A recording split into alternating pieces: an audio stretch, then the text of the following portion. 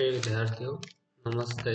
हम भारतेंदु हरिश्चंद्र द्वारा रचित भारत दुर्दशा नाटक पर बात कर रहे थे और कल हमने इसकी पात्र योजना एवं कथा वस्तु पर बात की। इसकी कथा वस्तु पर चर्चा करते हुए हमने ये जाना था कि दुर्दशा नाटक के अंतिम अंक छठे अंक में भारत भाग्य भारत को जगाने का प्रयास करता है, परंतु जब वह अपने प्रयास पे निष्फल हो जाता है तो निराश होकर के अपने छाते में कटार मार लेता है और यहीं पर नाटक का अंत हो जाता है।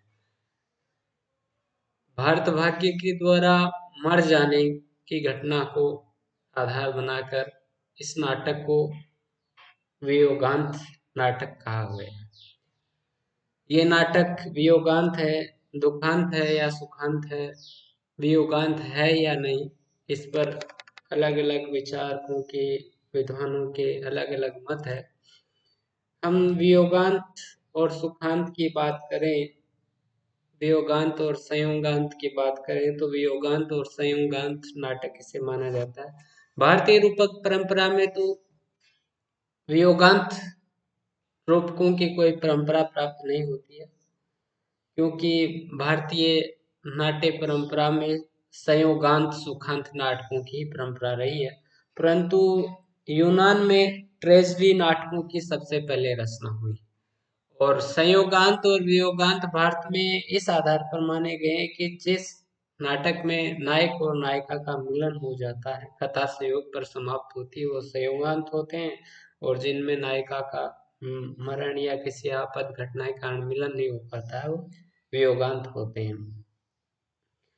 परंतु वियोगांत जिन्हें पाश्चात्य काव्य शास्त्र में ट्रेजेडी नाटक कहा जाता है, उनकी परिभाषा में अरस्तु ने बताया था कि वियोगांत नाटक वे है जिनमें करुणा और त्रास इन दो मनोभावों के उद्रेक द्वारा मनोविकारों का उचित विरेचन किया जाता है।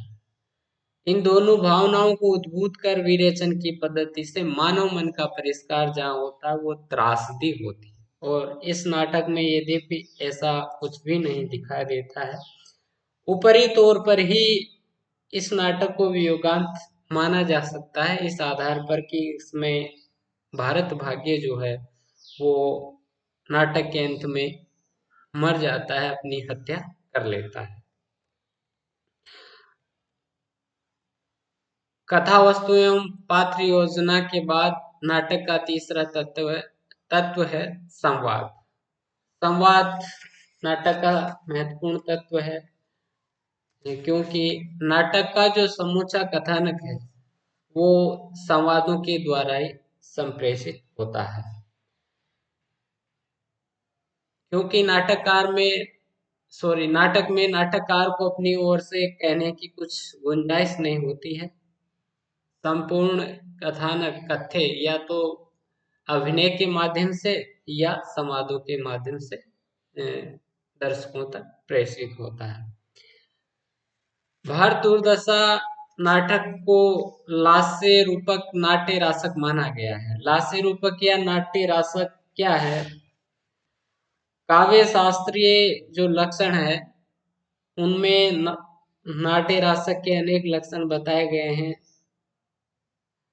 परंतु शारदा तनय ने अपने ग्रंथ भाव प्रकाश में नाट्य रासक में नृत्य और गीत की बहुलता को माना है कि जिस नाटक में नृत्य और गीत की प्रधानता हो वही नाट्य रासक है, और इस दृष्टि से भारत दुर्दशा को नाट्य रासक या लास्य रूपक कहा जा सकता है, क्योंकि भारत दुर्दशा में नृत्य और गीत पर्याप्त मात्रा में है।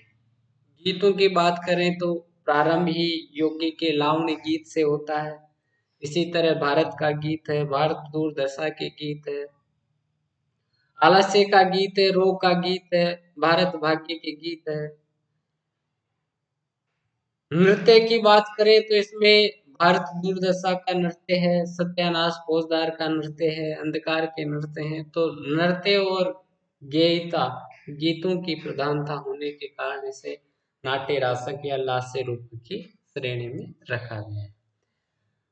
और गीतों की प्रधानता होने के कारण अर्थ दुर्दशा नाटक के जो संवाद है वो गद्य और पद्य दोनों में ही लिखे गए हैं। पद्य में जो संवाद लिखे गए हैं वो सुगेय है, और गद्य में जो संवाद लिखे गए हैं वो शिष्ट हास्य और व्यंग्य से परिपूर्ण है, जिनमें व्यंग्य किया गया है। भाषा बहुत चुस्त है, चुलबुली है, लोकोक्तियों और मुहावरों से युक्त भाषा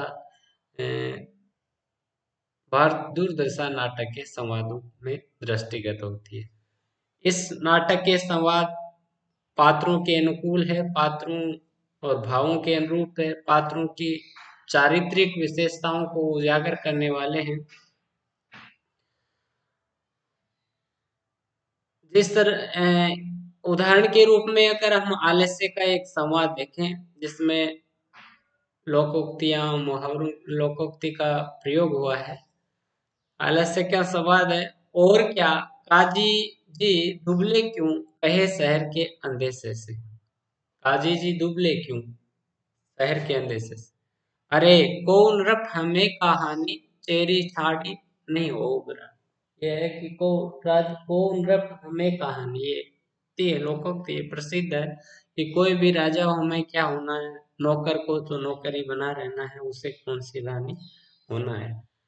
आनंद से जन्म बिताना, अजगर करे न चाकरी पंछी करे न काम, दास मलुक का कह गए सबके दाता राम। यहाँ पर मलुक दास के इस सूक्ति इस कथन का उल्लेख किया गया है। जो पढ़तव्यम सो मर्तव्यम, जो न पढ़तव्यम सो भी मर्तव्यम, तब फिर दंत कटाकट किम कर्तव्यम। तो भाषा जो है इसकी व्यंग्यात्मक है, चुलबुली है, लोकोक्तियों और मुहावरों से युक्त है और लोक भाषा के अनुरूप है।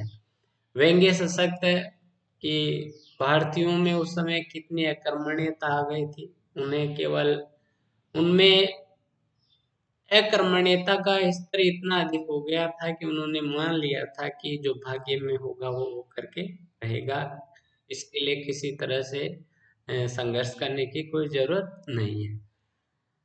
ये जो अजगर करे न चाकरी पंछी करे न काम, इससे ये स्पष्ट अभिव्यक्त हो रहा है भारतीयों की उस समय की मनोवृत्ति पर ये एक सशक्त व्यंग्य है। संवादों की भाषा पात्र एवं भावों के अनुरूप है। बंगाली जो पात्र है उससे बांग्ला भाषा में संवाद कहलवाए गए हैं, जहाँ भाव कारुणिक है, कारुणिक स्थितियों का जहाँ चित्रण हुआ है वहाँ संवादों की भाषा बहुत गंभीर और करुणापूर्ण हो गई है। नाटक के प्रारंभ में ही जो लावणी है उसमें है कि रोवो सब मिली के आओ भारत भाई, आहा भारत दुर्दशा न देखी जा। ऐसे ही करुणापूर्ण बात, हाय भारत को आज क्या हो गया है, क्या निस्संदेह परमेश्वर इससे ऐसा ही रूठा है, हाय क्या भारत के फिर वे दिन न आवेंगे। संवादों की भाषा में चुगलबाजी खूब है। उर्दू फारसी के शब्दों का भी यथोचित प्रयोग हुआ है। कह सकते हैं कि संवाद योजना की दृष्टि से सफल नाटक। अभिनेता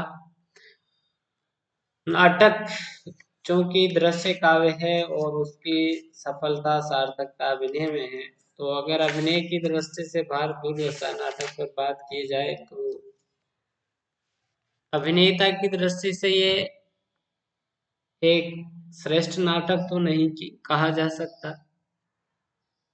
क्योंकि इस नाटक के जो पात्र है वो प्रतीकात्मक पात्र है और उन प्रतीकात्मक पात्रों को रंगमंच पर आकार देने में कठिनाई होती है।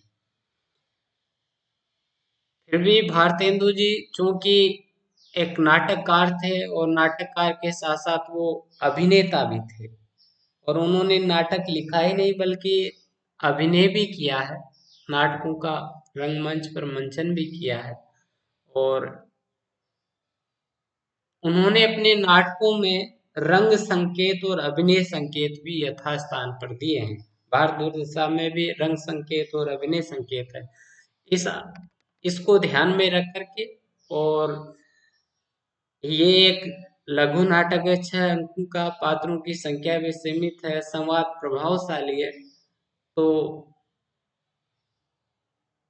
इसकी कुछ अभिनेतागत कठिनाइयां, जैसे इसमें एक तो पात्र प्रतीकात्मक है, लंबे कथन है, गीत है, इनको अगर नजरअंदाज कर दिया जाए, रंग संकेतों और अभिनय संकेतों को ध्यान में रख करके, प्रकाश और ध्वनि की समुचित व्यवस्था करके इसका अगर मंचन किया जाए, तो रंगमंच की दृष्टि से एक सफल नाटक।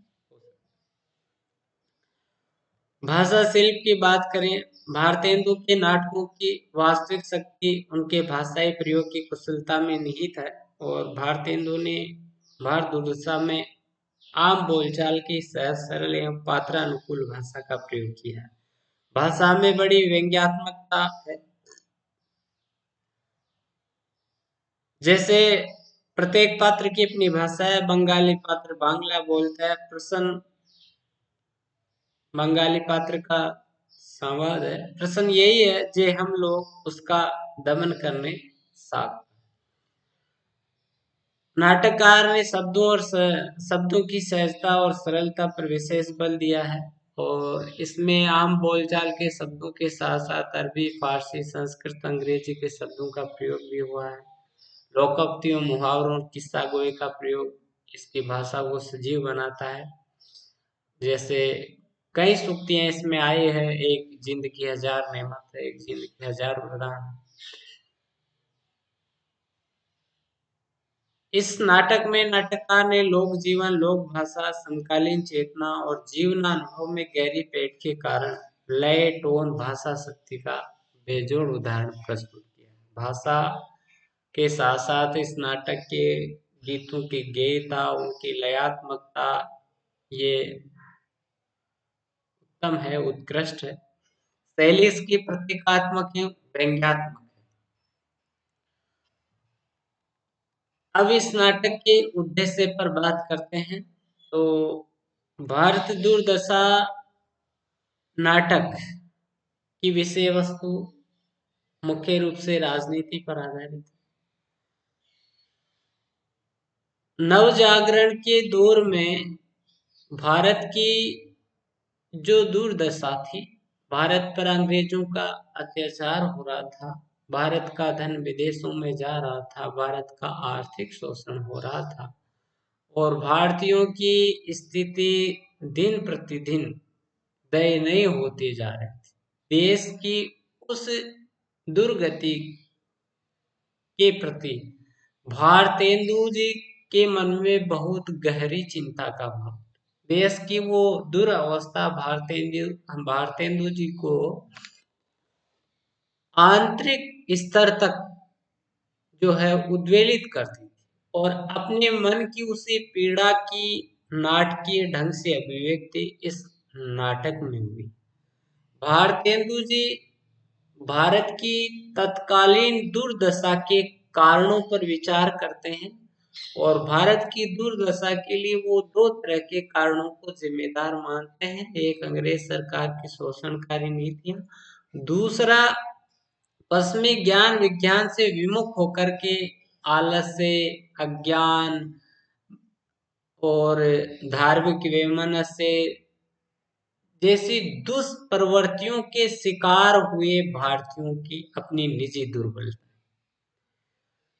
तो भारतेंदु जी इस नाटक के माध्यम से भारतीयों को उनके ऐतिहासिक स्वर्णिम अतीत का स्मरण करवाकर उन्हें उनकी तत्कालीन दुर्अवस्था के लिए जिम्मेदार उनकी अपनी दुर्बलताओं से परिचित करवाकर उन्हें उन दुर्बलताओं से मुक्त होकर के संगठित होकर अंग्रेज सत्ता का विरोध करने के लिए सचेत करना चाहते हैं।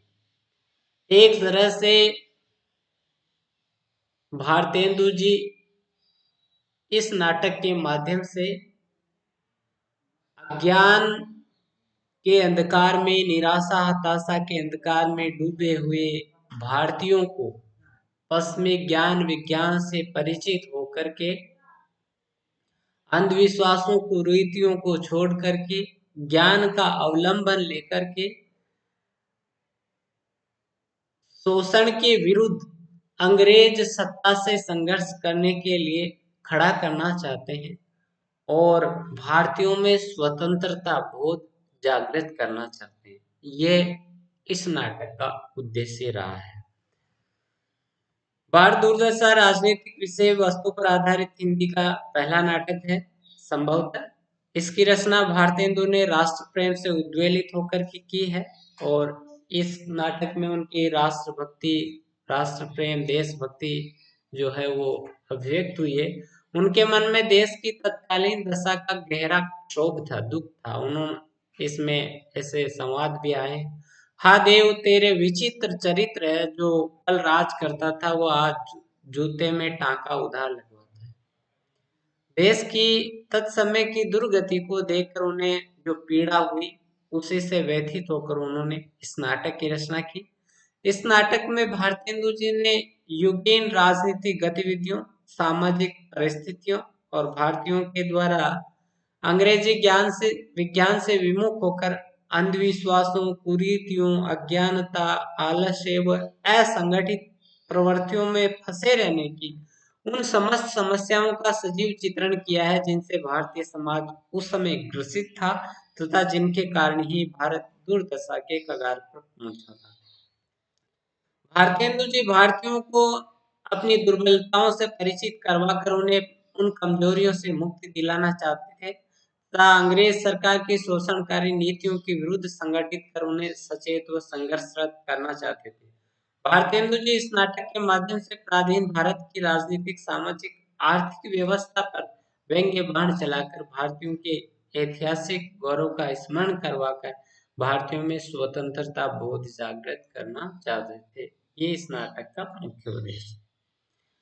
भारतेंदु ने देश की दीनहीन दशा पर अपनी मनोव्यथा और चिंता को नाटकीय रूप में अभिव्यक्त किया है और भारत की दुर्दशा के लिए दो प्रमुख कारण मानते हैं। भारतीयों की अपनी दुर्बलताएं जैसे धार्मिक वैमनस्य है, आलस्य है, अज्ञानता है, मदिरा व्यसन आदि है।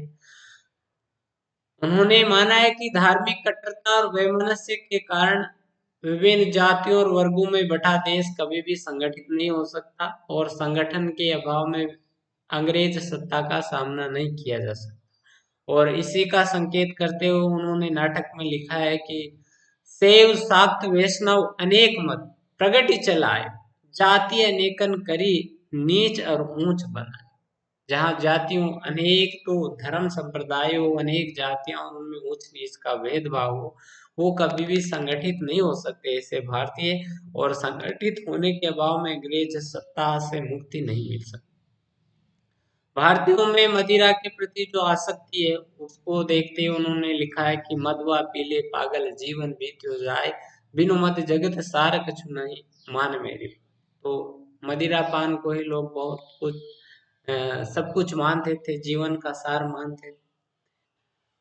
भारत की दुर्दशा का दूसरा कारण भारतेंदु जी ने अंग्रेजों की शोषणकारी नीतियों को माना है और भारतेंदु जी के बारे में ये कहा जाता है कि वो राजभक्त भी थे और देशभक्त भी थे, लेकिन राजभक्त से अधिक देशभक्त थे। राजभक्त इस अर्थ में कि उन्होंने अंग्रेजों की अच्छी नीतियों का, अच्छे कार्यों का प्रशंसा की है और भारतीयों को अंग्रेज सरकार द्वारा देश के विकास के लिए या देश के सांस्कृतिक उत्थान के लिए किए गए सुधारों और ज्ञान विज्ञान से वो लाभ उठाने के लिए प्रेरित करते हैं। एक और वो पाश्चात्य ज्ञान विज्ञान की सराहना करते हुए भारतीयों को भी उसको जानने, समझने और उससे परिचित होकर के जागृत होने के लिए प्रेरित करते हैं। उन्होंने लिखा भी है इस नाटक में कि हाय भारत भैया उठो देखो, विद्या का सूर्य पश्चिम से उदय हुआ चला आता है, अब सोने का समय नहीं। भारतीय ज्ञान की निद्रा में डूबे हुए तो वो बताते हैं कि सूर्य उदय हो गया है, ज्ञान का सूर्य वो पश्चिम से उदय हुआ है, अर्थात पश्चिम से जो ज्ञान विज्ञान आ रहा था उससे हमें परिचित होकर के आगे बढ़ना है। दूसरी ओर अंग्रेजों के द्वारा भारत के शोषण के लिए जो नीतियां बनाई जा रही थी, भारतीयों का धन विदेश जा रहा था, उस पर उन्होंने खुलकर व्यंग्य किया है। इस बात को भी उन्होंने महसूस किया है कि रेल, सड़क, डाक तार का अंग्रेज सरकार ने विस्तार तो किया है, परंतु इसके पीछे उनका भारत का शोषण जो है उसको और विस्तृत तो व्यापक बनाने का उद्देश्य रहा है। और इसलिए भारतीयों को वो इस शोषण के विरुद्ध संगठित करना चाहते थे। उन्होंने लिखा है कि अंग्रेज राज सुख साज सजे सब भारी, पे धन विदेश चली जात यह अति ख्वारी। अंग्रेज राज में वैसे से सुख सुविधाएं बड़ी है, यहाँ उनकी राजभक्ति है, परंतु भारत का धन विदेश चला जा रहा है, ये बड़ा जो है कड़वी बात। देश में महंगाई बढ़ रही थी, अंग्रेज सरकार ऊपर से टैक्स लगा रही थी, ये भारतेंद्र जी को बुरा लगता है और इसी के खिलाफ वो भारतीयों को एकजुट करना चाहते हैं। भारतेंदु जी ने अंग्रेज सरकार की न्याय व्यवस्था पर भी इस नाटक में व्यंग्य किया है। सभ्य समाज की जो कमेटी बनती है 7 सदस्यों की, उसे अंग्रेजों ने हाकिम इच्छा नामक दफा के अंतर्गत गिरफ्तार कर। हाकिम इच्छा धारा बताई गई इसमें, और हाकिम इच्छा का अर्थ है कि हाकिम की इच्छा से, शासक वर्ग की इच्छा ही सब कुछ है। तो उस समय कोई न्याय, कोई कानून नहीं था। अंग्रेज सरकार की इच्छा ही न्याय थी, अंग्रेज सरकार की इच्छा ही कानून थी। तो ये अंग्रेजों की उस न्याय व्यवस्था जिसकी वो दलील देते थे, उस पर एक सशक्त व्यंग्य है। तो भारत दुर्दशा नाटक के बारे में हम कह सकते हैं कि ये राजनीतिक और देशभक्ति की भावना से भरा हुआ यथार्थ फर्क है, जो उस समय की स्थितियों का सजीव और वास्तविक चित्रण है, साथ ही प्रतीकात्मक नाटक है। भारत दुर्दशा नाटक के संबंध में विभिन्न जो आलोचक है, समीक्षक है, उनका क्या मत है उस पर दृष्टि डालते हैं। डॉक्टर जयनाथ प्रलीन ने भारत दुर्दशा में भारतेंदु जी की राष्ट्रीय भावना पर टिप्पणी करते हुए लिखा है कि भारत दुर्दशा अतीत गौरव की चमकदार स्मृति है। एक तो उसमें भारत के स्वर्णिम अतीत का वर्णन हुआ, दूसरा आंसू भरा वर्तमान है। तो तत्कालीन भारत की जो दुर्अवस्था है, जो दुर्गति है, अधोपतन है, उसके प्रति गहरी चिंता, दुख, पीड़ा का भाव उसमें व्यक्त हुआ, और भविष्य निर्माण की भव्य प्रेरणा। साथ ही भारतेंदु जो भारतीयों को भविष्य के लिए जागृत करते हैं। इसमें भारतेंदु का भारत प्रेम करुणा की सरिता के रूप में उमड़ चला आया है, आशा की किरण के रूप में झिलमिला उठा है। भारत प्रेम करुणा की सरिता के रूप में उमड़ा है, मतलब तत्कालीन स्थिति से उन्हें बहुत गहरा दुख होता है। तो देशवासियों को वो अंग्रेज सरकार के खिलाफ खड़ा करके उनमें स्वतंत्रता बोध जागृत करके एक आशा की किरण भी इसमें जो है उजागर करती है। लक्ष्मी सागर वार्ष्णेय ने लिखा है कि भारत दुर्दशा की कथा देश वत्सलता और देश हितैषिता का आदर्श उदाहरण, देश प्रेम और देश के हित की भावना का नव उत्थान काल में उत्पन्न होने के कारण भारतीय देश के अतीत गौरव की भावना से अनुप्राणित थे, साथ ही अपने चारों ओर उस महान देश की अधोगति देख रहे थे। और यही कारण है कि ये नाटक जो है उनके उस देश की अधोगति से उत्पन्न पीड़ा की अभिव्यक्ति है। भारत दुर्दशा नाटक के संबंध में डॉक्टर रमेश गौतम की टिप्पणी है। भारतेंदु हरिश्चंद्र की राष्ट्रीय भावना की अभिव्यक्ति का सुंदर रूप भारत दुर्दशा में दिखाई देता है। तत्कालीन जीवन की सामाजिक, धार्मिक, राजनीतिक, आर्थिक एवं सांस्कृतिक जीवन की यथार्थ प्रतिकृति उनके प्रस्तुत नाटक में मुखरित हुई है। निष्कर्ष रूप में हम कह सकते हैं कि भारत दुर्दशा नाटक के माध्यम से भारतेंदु जी ने तत्कालीन भारत के राजनीतिक, सामाजिक, आर्थिक, धार्मिक और सांस्कृतिक यथार्थ का जीवंत दस्तावेज प्रस्तुत किया है। उस समय की एक तरह से ये वीडियो कैसेट है उस समय का जो समाज, चाहे वो राजनीतिक हो, सामाजिक हो, आर्थिक हो, धार्मिक हो, नवजागरण के दौर में इस नाटक ने निश्चित रूप से निराश हताश भारतीयों की लक्ष्यहीन पतनोन्मुखी सोच को सकारात्मकता से ओतप्रोत कर भारतीयों में राष्ट्रीय एवं सांस्कृतिक चेतना का संचार किया है और भारत हिंदू जी इस उद्देश्य में सफल रहे हैं। तो ये भारत दुर्दशा नाटक पर उसके कथ्य पात्र योजना संवाद नाटक के तत्वों की दृष्टि से हमने बात की। धन्यवाद।